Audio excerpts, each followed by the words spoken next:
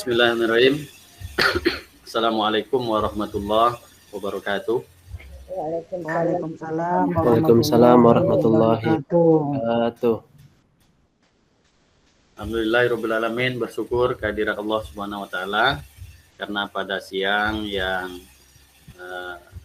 berbahagia ini kita sama-sama bisa hadir di ruang virtual mengikuti webinar berbagi praktek baik penerapan model pembelajaran berbasis TIK, dan sama-sama kita hormati tentu saja Duta Teknologi tahun 2023 Bapak Delta, kemudian yang sama-sama kita hormati baru saja yang menyampaikan sambutannya atau penguatannya kepada kita semua, yaitu Bapak Anang Sutrisno selaku mentor kami di grup Riau 4 ini, dan Bapak Ibu semuanya yang saya hormati yang telah bersedia untuk gabung dan mengikuti webinar yang diselenggarakan oleh komunitas pembatik Provinsi Riau. Saya mengucapkan ribuan terima kasih atas waktu yang telah Bapak Ibu luangkan. Bapak Ibu semuanya, perkenalkan, nama saya adalah Apriyadi dan sehari-hari saya bertugas atau mengajar di SD Negeri 188 Pekanbaru, Jalan Garuda Sakti, dan tidak jauh lokasi sekolah saya ini dari Kantor Dinas Pendidikan Kota Pekanbaru. Kemudian yang saya hormati juga kawan-kawan saya semuanya yang tergabung di grup Riau 4, di mana kami yang lolos ke 30 besar ini diharuskan untuk saling berbagi, dan di dalam satu grup ini kami dibagi ke dalam 6 guru, dan kali ini kami akan mencoba untuk berbagi praktik baik yang telah saya lakukan di sekolah. Bapak Ibu semuanya, sebagaimana yang kita tahu, siswa SD, di mana saya adalah seorang guru SD, merupakan anak-anak SD ini adalah generasi Z yang sangat mahir dalam menggunakan teknologi, terutama smartphone. Dan mereka terbiasa menggunakan smartphone ini tentu saja Bapak Ibu untuk bermain game online dan bahkan berselancar di media sosial. Kita pasti lihat HP-HP Android anak kita ini hampir semua punya media sosialnya, apakah itu TikTok, ya, Instagram dan lain sebagainya. Kemudian saya melihat bahwa penggunaan smartphone mereka ini belum diarahkan untuk kegiatan yang bermanfaat. Sebagian besar waktu mereka habiskan untuk kegiatan yang tidak mendukung proses pembelajaran. Nah, ini menjadi tantangan besar, ya, terutama ketika mereka cenderung lebih tertarik kepada game online daripada pelajaran. Nah, kita sebagai guru, ya, tugas kita adalah bagaimana rasanya bisa memanfaatkan kemampuan teknologi siswa ini yang generasi Z ini untuk kita arahkan ke hal yang lebih positif lah, Bapak Ibu, ya. Tujuannya apa? Ya jelas, untuk bisa mengarahkan penggunaan smartphone ini untuk mendukung proses pembelajaran yang lebih interaktif dan komunikatif, serta meningkatkan keterlibatan mereka dalam proses kegiatan belajar tersebut. Nah, dengan demikian kita perlu mengubah ini pola pikir siswa ini dengan penggunaan smartphone, ya, Bapak Ibu semua, yang bukan hanya untuk bermain game online atau bermedsos ria saja, melainkan juga fungsi ya HP Android ini juga bisa digunakan sebagai alat pendukung pembelajaran yang bermanfaat. Nah, di awal-awal dulu, di sekitar tahun 2017, ya, awal-awal itu saya mencoba menggunakan Kahoot. Ya, Bapak Ibu juga mungkin tak asing lagi istilah Kahoot, ya. Namun seiring dengan begitu pesatnya perkembangan teknologi, saat ini saya aktif menggunakan aplikasi Kelas Point namanya, Bapak Ibu. Jadi aplikasi Kelas Point ini menurut saya sendiri merupakan aplikasi yang sangat interaktif ketika kita gunakan bersama anak-anak murid kita di dalam kegiatan proses belajar itu. Jadi di aplikasi Kelas Point ini menurut kami, ya Bapak Ibu, bisa menghadirkan pembelajaran yang berpihak kepada murid, bisa merangkul murid bagaimana mereka bisa mandiri mengerjakan tugas-tugas melalui ponsel mereka. Kemudian di samping menggunakan aplikasi Kelas Point, Kahoot, dan lain-lain yang tadi, kita juga sebagai seorang guru juga melakukan proses kegiatan belajar itu melalui video yang kita produksi sendiri sesuai dengan materi-materi pelajaran di kelas yang kita ampu, lalu kita unggah di channel YouTube kita sendiri, lalu itu kita sharekan kepada anak-anak kita melalui grup WhatsApp kelas, ya, atau grup paguyuban. Dan dengan aplikasi lagi yang lain, yaitu membuat MPI, ya, multimedia pembelajaran interaktif, dan ini juga saya gunakan melalui Canva for Education. Kita semua Bapak Ibu pasti punya akun Canva, yang dari situlah saya buat aplikasi MPI ini, sehingga dengan aplikasi ini juga bisa mengantarkan saya bisa lolos ke 30 besar, dan di MPI ini merupakan tugas pembatik level 3 saya. Bapak Ibu semuanya, lalu anak-anak ini kita harus buatkan mereka sadar bahwa smartphone itu tidak hanya untuk bermain game online, ya, dan media sosial saja, tetapi juga sebagai alat belajar yang menyenangkan. Nah, karena saya ini guru SD, ini juga harus melewati berbagai tahapan-tahapan. Tidak seperti kalau guru SMA, ya hari-hari anak itu membawa HP Android, ya. Nah, kalau kami di SD ini untuk membuat agenda sekali seminggu, misalnya belajar menggunakan HP Android ini, anak-anak ini sangat bersemangat. Tapi tentu saja kita harus melewati berbagai prosedur. Yang pertama, ya, saya harus bercerita dulu, komunikasi dengan kepala sekolah. Setelah diberi izin, maka saya harus membuat dulu surat persetujuan, ya. Saya print, ya, bagikan ke anak murid, suruh orang tuanya tanda tangan. Alhamdulillah di kelas sekarang ini sejumlah 31 siswa yang saya ajar di kelas 6 itu, ya. Alhamdulillah 29 orang kemarin itu orang tuanya mengizinkan. Jadi yang 2 orang ini saya pinjamkan HP kita atau Chromebook.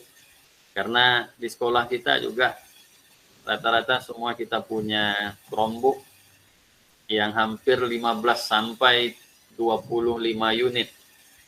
Nah, sekolah kami juga di SD 188 Pekanbaru melalui Dinas Pendidikan juga selalu menggiatkan kegiatan pembelajaran berbasis IT ini bukan hanya dengan menggunakan HP Android. Chromebook juga sudah ada. Ruangan labor juga kita sudah difasilitasi oleh sekolah. WiFi kita juga sudah disediakan oleh sekolah. Nah, potensi-potensi seperti inilah yang kami coba untuk memaksimalkan. Kadang kita bilang ke guru lain, ayo Bapak Ibu yang lain, manfaatkan Chromebook yang sudah diberikan melalui Dinas Pendidikan dari Kementerian. Ya, kita ajarkan anak-anak kita untuk bisa menggunakan Chromebook. Apalagi di kelas 5 sekarang ini mereka sudah mengadakan ANBK. Nah, ini menjadi tuntutan kita rasanya. Jadi kita jangan hanya berdiam diri, tidak berbuat. Nah, apalagi nih, kalau kita ingin mengumpulkan HP-HP Android dari orang tua, tentu prosesnya lumayan. Ya, setelah dapat izin, baru kita hadirkan sekali seminggu misalnya program ini di sekolah, ya, di kelas, ya. Dan tentu kita harus punya senjata. Nah, senjata itulah yang saya sampaikan tadi dengan kelas point. Lalu ketika mereka mulai menggunakan aplikasi pembelajaran itu, mereka sangat antusias sekali. Mereka sangat aktif sekali, ya Bapak Ibu semuanya. Mereka fokus, ya, pada tugas yang kita berikan melalui smartphone. Jadi materi yang kita sampaikan itu mereka juga bisa mengakses di HP-nya. Udah asik dia membaca materi di HP dia sendiri. Nah, ini ketika tahapan foto yang ada ini Bapak Ibu, ya, mereka asik membaca materi. Jadi setelah materi ini nanti baru kita berikan kuis-kuis interaktif. Kuis-kuis interaktif ini semuanya ada nanti disajikan dan tercover di kelas point. Ini menurut saya luar biasa. Kemampuan mereka dalam mengakses dan memahami informasi berbasis digital juga semakin baik. Smartphone yang sebelumnya hanya untuk game online, ya, bermedsos ria. Nah, ini menjadi alat belajar yang efektif, produktif, mendukung proses pembelajaran yang dinamis dan modern. Nah, lalu bagaimana cara mengakses kelas point? Nah, perlu juga saya sampaikan kepada Bapak Ibu guru hebat di sini semuanya bahwa anak-anak atau pengguna smartphone cukup login di Google Chrome, ya, kemudian mengetikkan classpoint.app, lalu tinggal memasukkan kode, masukkan nama, lalu bisa edit filenya. Kemudian ClassPoint ini adalah add-in pengajaran interaktif untuk PowerPoint. Jadi dia akan terinclude ke dalam PowerPoint di laptop kita sebagai Bapak Ibu guru. Kemudian ketika berhasil kita install, nanti tampilan daripada menu bagian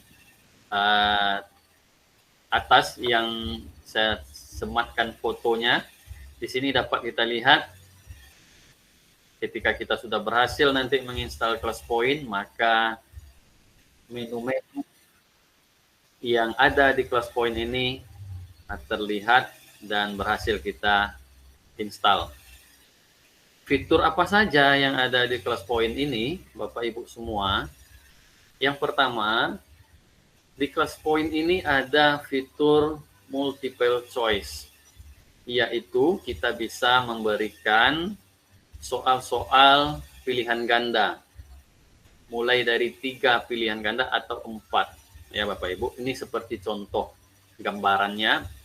Ini contoh gambaran soal ya, yang bisa kita rancang dan kita sesuaikan. Kemudian ada word cloud atau awan kata. Kita ingin menerima respon dari murid-murid kita, maka fitur word cloud ini sangat cocok kita gunakan.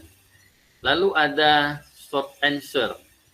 Artinya ini adalah jawaban singkat ya. Ketika kita ingin memberikan pertanyaan, maka anak-anak akan merespon dengan fitur short answer ini. Lalu juga ada fitur slide drawing.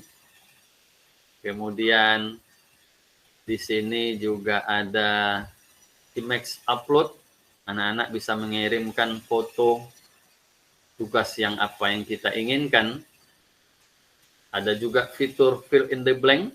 Kita merancang soal di mana anak-anak kita ingin melengkapi kalimat-kalimat rumpang. Nah, di aplikasi Kelas Point ini juga mereka bisa menjawab soal-soal fill in the blank ini. Jadi berbagai macam fiturnya, tidak cuma satu atau dua, banyak fitur. Sehingga dengan berbagai fitur ini dapat membuat anak-anak ini tidak bosan hanya dengan satu fitur saja. Ada juga fitur audio-nya, ya. Ada video upload-nya. Dan di Kelas Point ini juga ada kecanggihan yang hampir di semua aplikasi juga ada, yaitu AI-nya.